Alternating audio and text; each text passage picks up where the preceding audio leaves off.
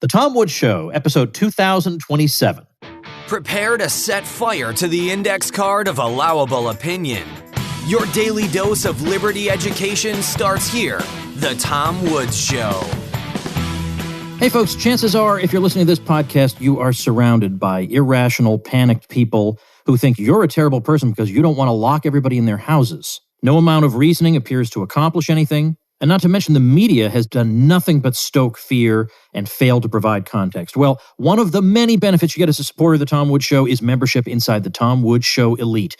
Recently migrated off Facebook, so if that was holding you back, no longer. This group will keep you sane and informed, and as an added bonus, it won't accuse you of wanting to kill your grandmother. Join me in there at supportinglisteners.com. Hey everybody, Tom Woods here. I'm with Susan May today, one of my listeners with many, many interesting things to say and who's got material for you that is going to make your life better. But before we get into the details of that, Susan, how about you introduce yourself to the folks and then maybe even how you got to start listening to the old man here? Okay, like you said, my name's Susan May, and just to give a little background on kind of like my life story, but I'm going to be quick here. I would say the first part of my life, like childhood and young adulthood, you could call me the master of the mainstream. And what I mean by that is that I did really well in school. I was a straight A student. I went to university. I played collegiate basketball. I was a musician. And so I was kind of excelled at lots of different things. But then I became a mother, and motherhood was kind of a catalyst for me to getting out of the mainstream and just really stepping into the unknown, which was really scary for me because I had trusted that there were right answers in life. So this journey began for me about 15 years ago. And what I found is that when COVID hit, I was in a very different place. And I'm sure a lot of people that do things in a different way can understand this. If you homeschool, birth was a huge transformation for me. If you're into natural childbirth, it leads you into rabbit holes that makes you realize that what you thought was true is not always the truth. Anyways, I started listening to Tom Woods. Well, he was already on my radar. Let's not say that I started listening to him. He started being on my radar during COVID, and I was researching like crazy. I could honestly say that I became an expert about COVID, about just what was going on in the world. I would listen to 3-hour-long podcasts and watch videos that were 2-3 hours long. And I was already into alternative media, so it wasn't mainstream type stuff. And so Tom was already on my radar because I had listened to some of his talks and loved his take on things. But in the spring or winter, I should say, of 2021, I realized I wanted a change in my life just based on how I felt and how I was living my life. You know, I had gotten into habits of just research. And so I quit Facebook. I had been pretty vocal on Facebook, and it was draining me. It was starting to drain me. So I quit Facebook, and Tom Woods' podcast became one of my habits to fill that Facebook void. As some of you know, like when you get in a habit, it can be difficult to change. And through his podcast, I learned about Stu McLaren and his tribe experience, which is basically a course to learn about launching a membership. And I, in a matter of a couple of days, decided to look at my strengths, my experience, my areas of expertise, and how I could offer that as a gift to the world and also make a living doing it, which seems like a win-win. And because of Tom's generosity, I decided to go for it. So that's kind of my story. All right. Well, that's great. So let's talk about then specifically things that you struggled with that you wanted to improve about yourself. Yeah. Okay. So when you say that, are you referring to the recent, when I said that with COVID 2020? Well, there's that. I mean, because what is it that you feel like you are bringing to the table? Let's put it that way. Right. Okay. So what I see is that there's a few things that people are struggling with. Some people may be frozen in fear. When we get stuck in these cycles of reading constantly and trying to keep up with what's going on and trying to figure out what the right answer is and what can we do to, quote, change the world, we can get stuck. A lot of people are frozen in fear because they're scared of the future for their children. I hear that a lot. People can just feel anxious or they can feel alone. Some people are new to all of these ideas because they weren't aware of the level of corruption, the censorship that goes on that we all know about. Some people are really angry. I mean, a year and a half ago, I would feel rage in my stomach. And I am not an angry person. I'm a very peaceful, calm person. And just the way that I saw things unfolding, I saw that there were treatments to help people and that people were dying unnecessarily. I saw that the elderly were dying alone and that people were being kept from them. I saw that children were being masked in schools and that there was trauma being put upon them. And I would feel that rage in the pit of my stomach. But what I gradually came to realize is that rage is not sustainable. And rage, while anger can be something that helps you move forward, it can also stop you from being productive. So basically, I wanted to get into a creative mode because we all talk about that, right? We talk about creating something that creates the world in the vision that we have. Let's not focus on what they're trying to make the world to be. Let's focus on what we know the world can be. All right. Well, that's all great. And the thing is, when I hear you say about people living in fear, certainly there are a lot of people living in different kinds of fear. There are people who live in fear of the virus. There are people who didn't leave their houses for 18 months or more, or who just simply will not resume normal life, almost regardless of what happens.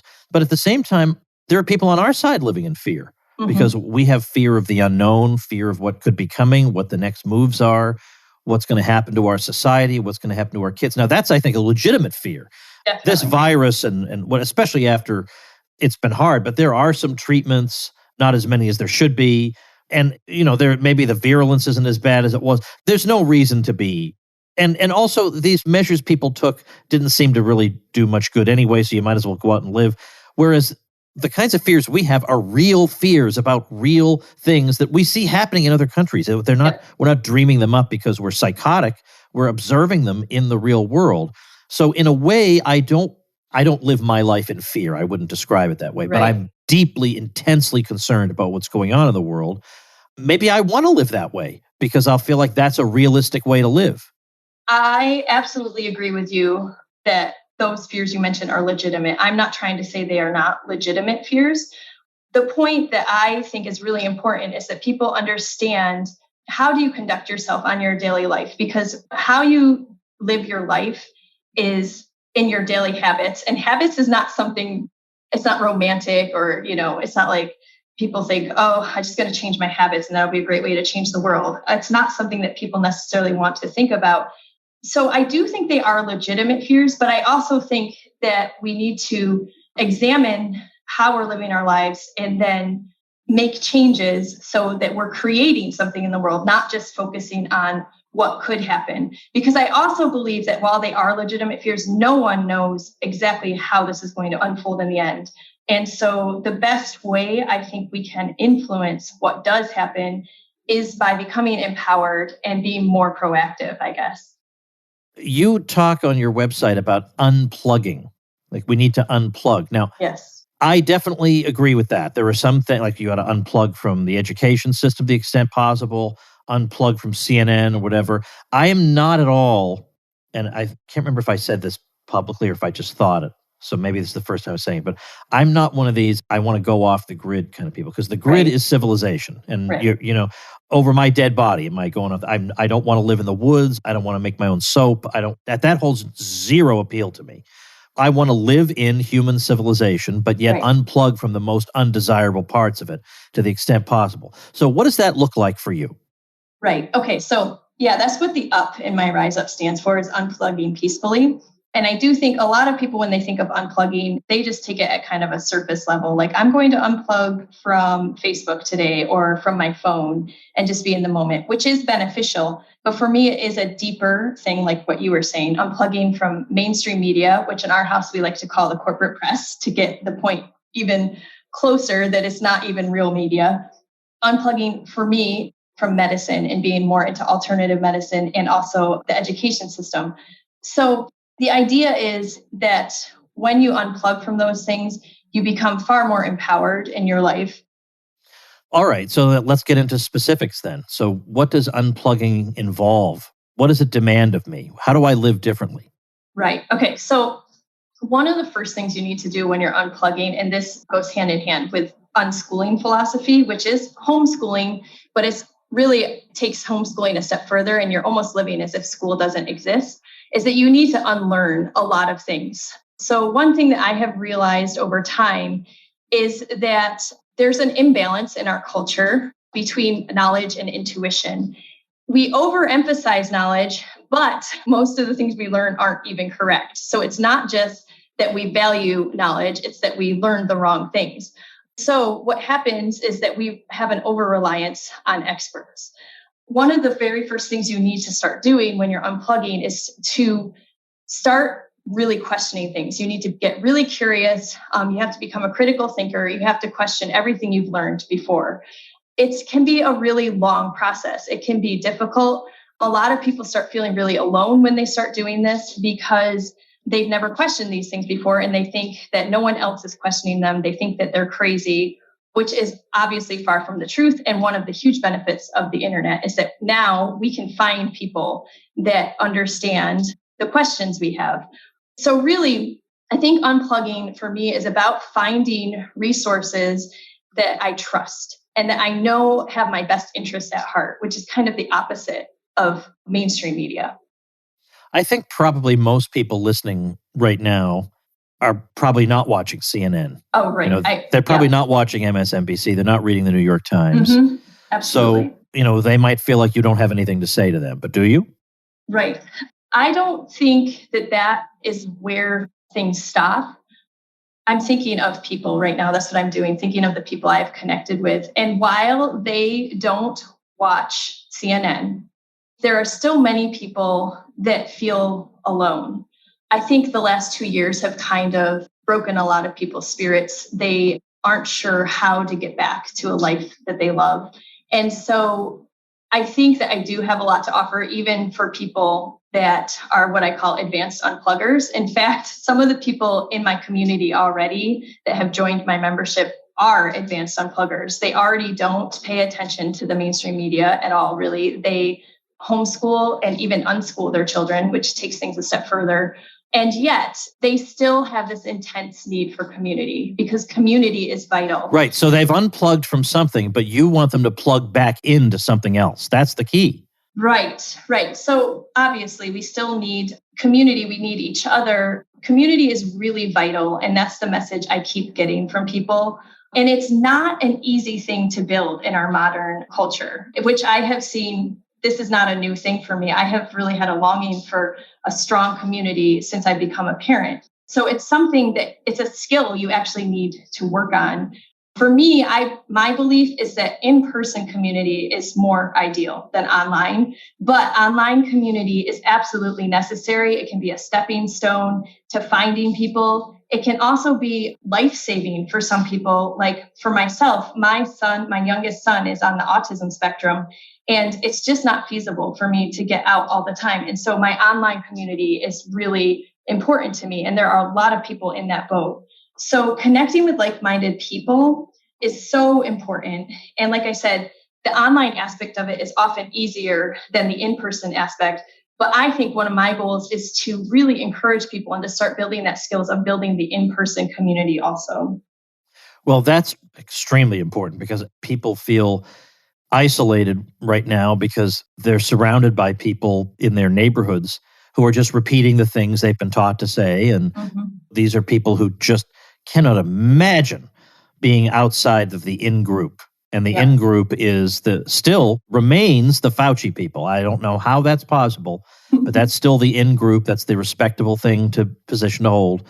So it is great to get on your computer, but she's just staring at a screen over and over. I mean, that's what they did to us for 18 months was to try to get us sitting there in front of screens. Yeah. So we've got to find each other. We got to get out from behind that screen and get out and have real life interactions with people and build little mini tribes all over the place, because you need not just the connection, the intellectual connection, but because we're not disembodied spirits, we need to go out and see people.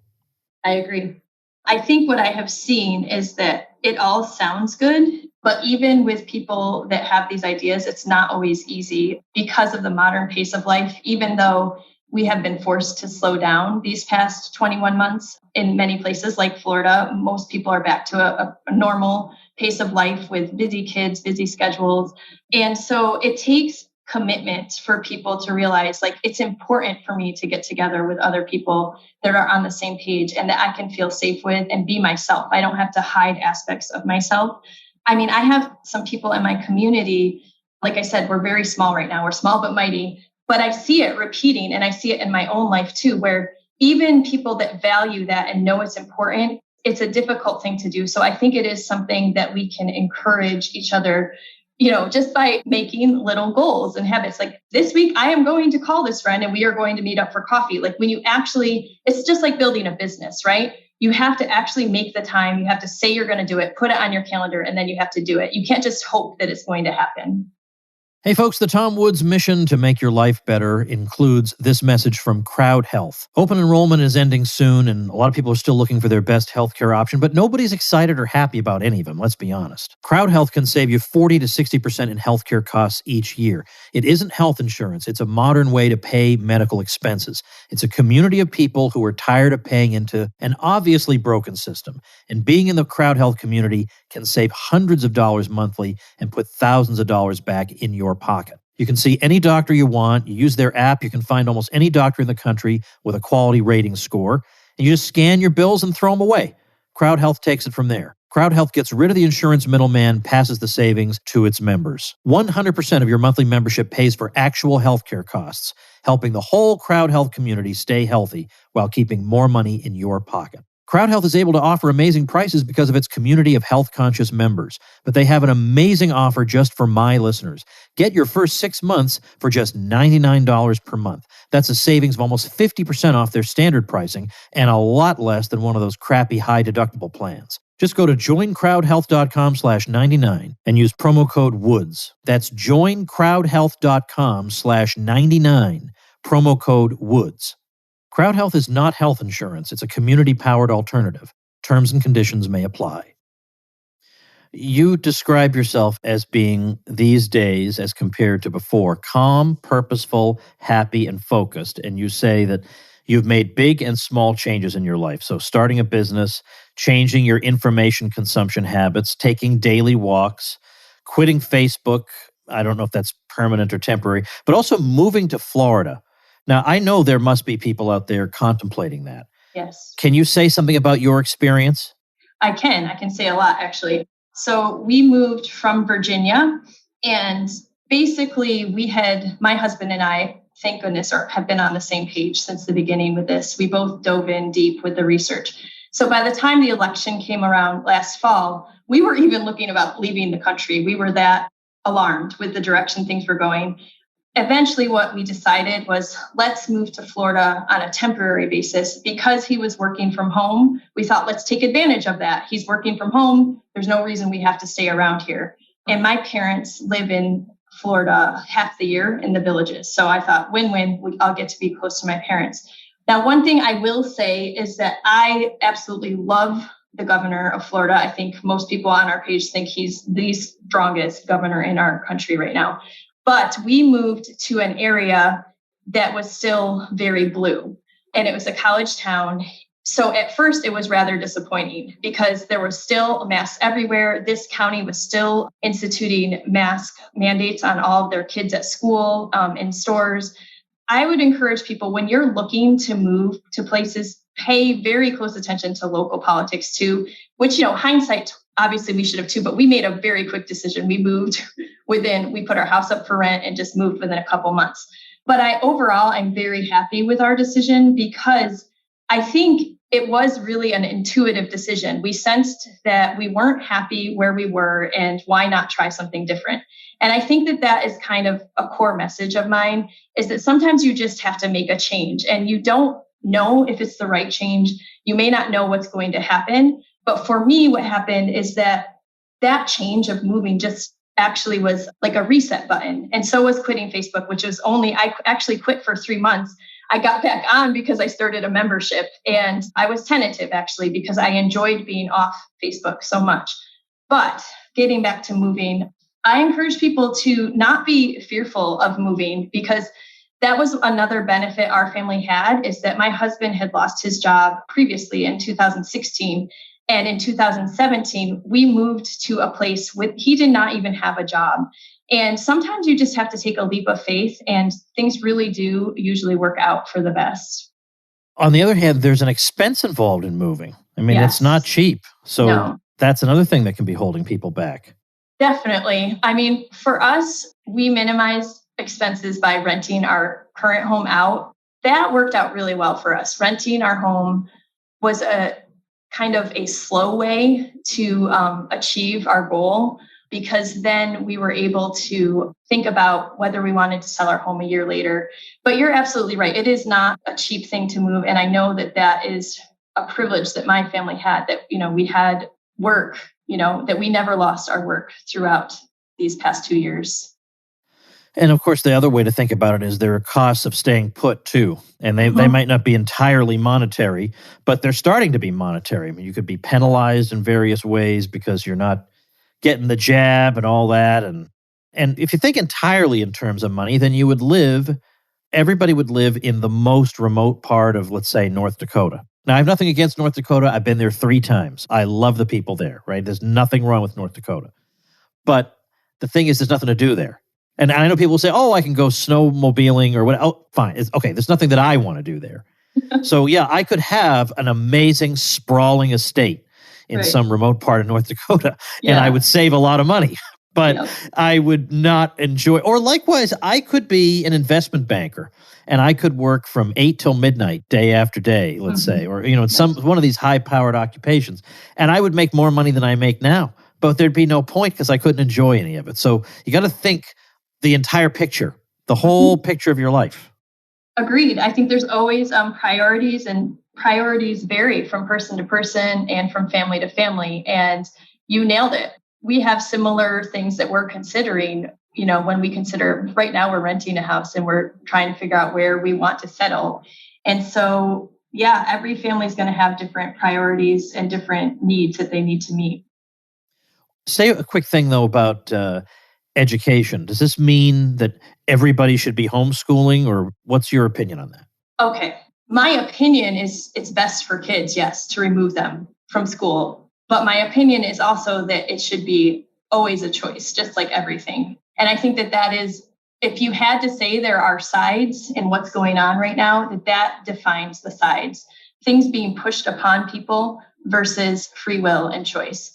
When I started homeschooling, or I should say when we started homeschooling, although I'm the one mostly in charge of it in my family, I told my husband, because he wasn't really sold on the idea, if you really think you want our kids in school, I have nothing against school. I love school. I did great in school.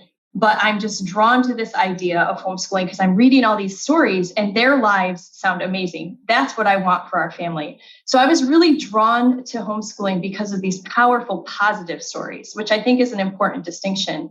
Over time, I have become more convinced that what goes on in schools is largely not great for children. And so now we've reached this tipping point where more people are seeing it, and things are becoming more extreme in schools as far as, indoctrination and the beliefs that kids are exposed to every single day. I know you had my good friend Laura Swain on actually in August, and she addressed many of these points about, obstacles that people think they have, whether it's we only have one income, or I can't quit my job, or I'm not qualified.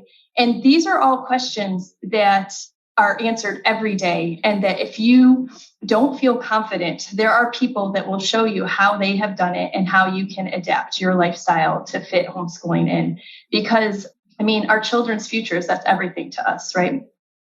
Well, no kidding. And of course there are, I'm all over the place on this subject of education, in that for a while I would say, well, if there's a good private school in your area, then homeschooling is not necessarily the only option. And I still more or less believe that. But there are just so many private schools that are crappy too. Yeah. And it's not even just that the school, let's say, has bad teachers. It's more the whole Prussian structure of the thing. Yeah. It's like we're going to take this rotten public model, and the only thing we're going to remove from it is the public aspect, but we're still going to have them all regimented, and so now I wonder about that too. Well, I will say, Tom, speaking to the private school aspect, because I have a very good friend now who is thinking of pulling from public and going to private. is that the money aspect of it is huge.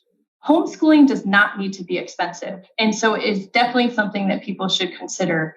We do not spend hundreds of thousands of dollars in curriculum in our family. In fact, we do not use a curriculum. There are so many resources online now that you can get for free. You can find people in your community or in your family if you feel like, for example, my mom was a math teacher and she's a really good math teacher. She taught calculus. So I don't need to teach my kids the math. She can teach them the math.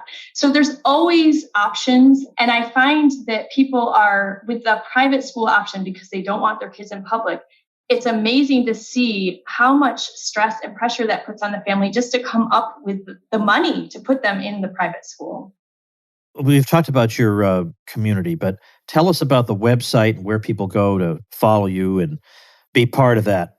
Yeah, thanks, Tom. So my website is called togetherwalking.com/riseup is where you will find the information about my community. Now, I know it's a little confusing. The reason it's Together Walking is because that has been my blog for a decade, which is a place where I have expressed myself. It's where I found my voice originally when I was going through all these things that many people are going through today, when I was questioning basically mainstream practices and feeling very alone.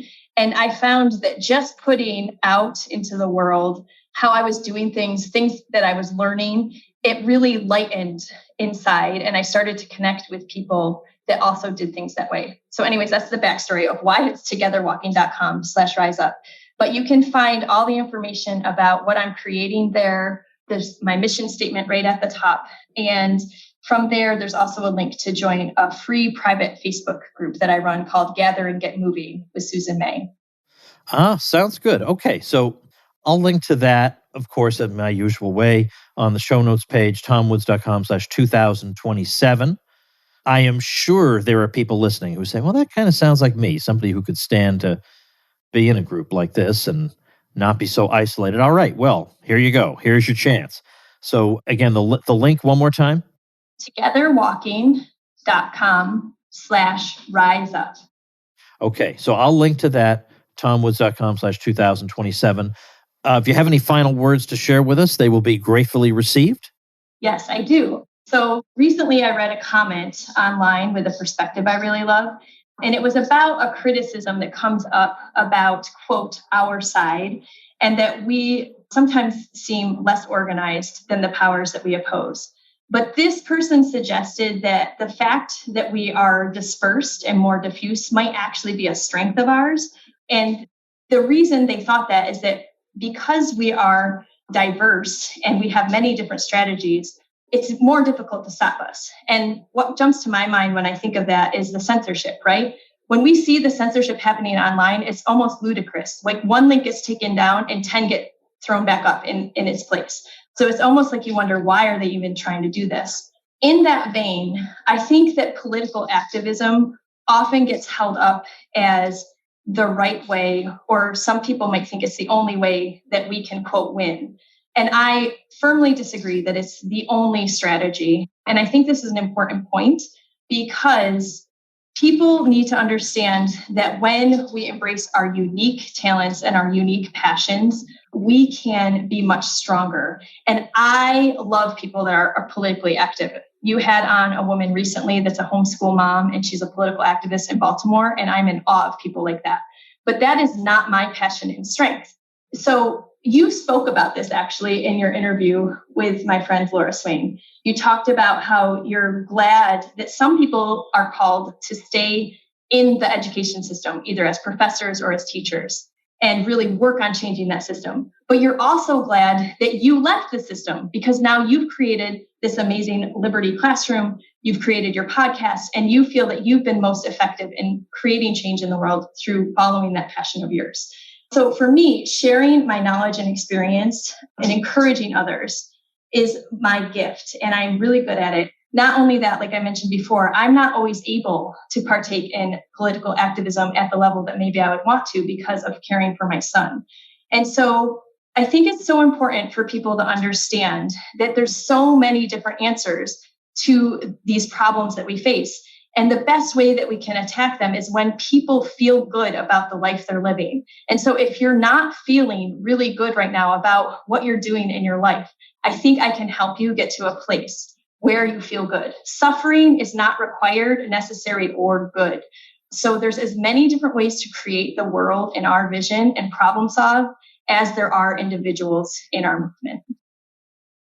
Well, excellent. Exactly how I feel. So again, check out tomwoods.com/2027, and we'll get you on over to Susan's site. Well, Susan, thanks for your time, and I'm glad that you've made changes that have made your life happier and calmer, more content. We could all use a piece of that. Thank you. Thank you, Tom. I really appreciate this opportunity.